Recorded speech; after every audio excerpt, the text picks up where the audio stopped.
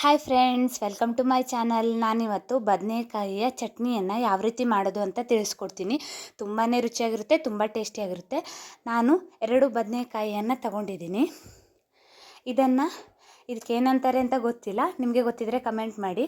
ಇದನ್ನು ಸ್ಟವ್ ಮೇಲೆ ಇಟ್ಕೊಂಡು ನಾನು ಬದನೆಕಾಯಿಯನ್ನು ಸುಡ್ತಾ ಇದ್ದೀನಿ. ನಾವು ಮೊದಲೆಲ್ಲ ಬೆಂಕಿಯಲ್ಲಿ ಸುಡ್ತಾ ಇದ್ವಿ. ಸೊ ಈಗ ನ್ಯೂ ಟ್ರಿಕ್ ಈ ರೀತಿಯಾಗಿ ಯೂಸ್ ಮಾಡ್ತಾ ಇದ್ದೀವಿ. ನೋಡ್ತಾ ಇರ್ಬೋದು, ಗ್ಯಾಸನ್ನು ಆನ್ ಮಾಡಿಕೊಂಡು ಈ ರೀತಿಯಾಗಿ ನಾವು ಬದನೆಕಾಯಿನ ಸುಡಬೇಕು. ಒಂದು ಸೈಡ್ ಸುಟ್ಟ ನಂತರ ಮತ್ತೆ ಮಗಚಿ ಮತ್ತೊಂದನ್ನು ಯೂಸ್ ಮಾಡಿ. ನಾನು ಈ ರೀತಿಯಾದ ಒಂದು ಸೌಟನ್ನು ಯೂಸ್ ಮಾಡಿದ್ದೀನಿ. ನೋಡ್ತಾ ಇರ್ಬೋದು, ಇದು ತುಂಬಾ ಚೆನ್ನಾಗಾಗುತ್ತೆ. ಈ ರೀತಿ ನಮಗೆ ಯಾವ ಸೈಡ್ ಬೇಕೋ ಬಿಸಿ ಇರೋ ಕಾರಣ ನಾವು ಆ ಸೈಡನ್ನು ತಿರುಗಿಸ್ಕೋಬೋದು. ನೋಡಿ, ಇದು 2 ಸ್ಪೂನ್ ಥರ ಇರುತ್ತೆ, ಚೆನ್ನಾಗಾಗುತ್ತೆ. ನಿಮಗೆ ಬೇಕಾದರೆ ಬೈ ಮಾಡಿ. ನೋಡಿ ಎಷ್ಟು ಚೆನ್ನಾಗಿದೆ ಅಂತ ಈ ಸೌಟು. ನಿಮಗೆ ಸರಿಯಾಗಿ ತೋರಿಸ್ತಾ ಇದ್ದೀನಿ ನೋಡಿ. ನಾನು ಈ ರೀತಿಯಾಗಿ 2 ಬದನೆಕಾಯನ್ನು ಸುಟ್ಟಿಟ್ಕೊಂಡಿದ್ದೀನಿ. ಈಗ ಅದರ ಮೇಲ್ಗಡೆಯ ಸಿಪ್ಪೆಯನ್ನು ಚೆನ್ನಾಗಿ ತೆಕ್ಕೋಬೇಕು. ಈಗ ನಾನು ಒಂದು 2 ಈರುಳ್ಳಿಯನ್ನು ಕಟ್ ಮಾಡ್ಕೊಂಡಿದ್ದೀನಿ. 1.5 ಮುಷ್ಟಿಯಾಗುವಷ್ಟು ಕಾಯಿ ತುರಿಯನ್ನು ತಗೊಂಡಿದ್ದೀನಿ. ಈಗ ಒಂದು ಪಾತ್ರೆಗೆ 1 ಸ್ಪೂನ್ ಎಣ್ಣೆ, ಖಾರಕ್ಕೆ ಬೇಕಾದಷ್ಟು ಕೆಂಪು ಮೆಣಸು, 1 ಸ್ಪೂನ್ ಉದ್ದಿನಬೇಳೆ, ಒಂದು ಚೂರು ಇಂಗು, ಹಾಗೆ 1 ಸ್ಪೂನ್ ಆಗುವಷ್ಟು ಸಾಸಿವೆಯನ್ನು ಹಾಕಿ ಒಗ್ಗರಣೆ ಮಾಡ್ಕೊತಾ ಇದ್ದೀನಿ. ಆನಂತರ ಕರಿಬೇವನ್ನು ಕೂಡ ಹಾಕೋತಾ ಇದ್ದೀನಿ.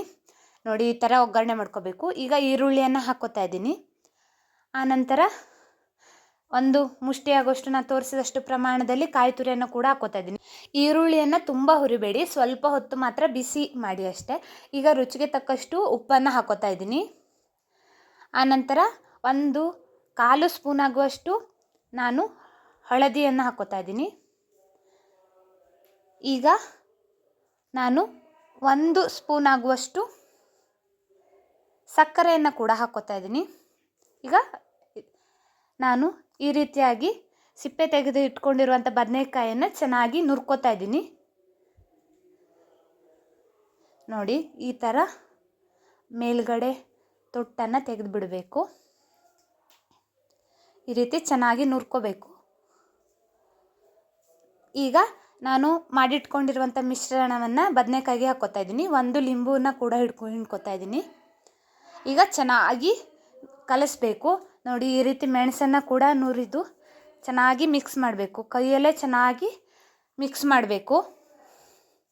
ನೋಡ್ತಾ ಇರ್ಬೋದು, ಈ ರೀತಿಯಾಗಿ ಚೆನ್ನಾಗಿ ಕಲಿಸಿದರೆ ರುಚಿಕರವಾದ ಬದನೆಕಾಯಿ ಚಟ್ನಿ ಸವಿಯಲು ಸಿದ್ಧ. Thanks for watching. ನಿಮಗೆ ಈ ವಿಡಿಯೋ ಇಷ್ಟ ಆದರೆ ಲೈಕ್ ಮಾಡಿ, ಶೇರ್ ಮಾಡಿ, ಕಮೆಂಟ್ ಮಾಡಿ. ನನ್ನ ಚಾನಲ್ಗೆ ಸಬ್ಸ್ಕ್ರೈಬ್ ಆಗಿ.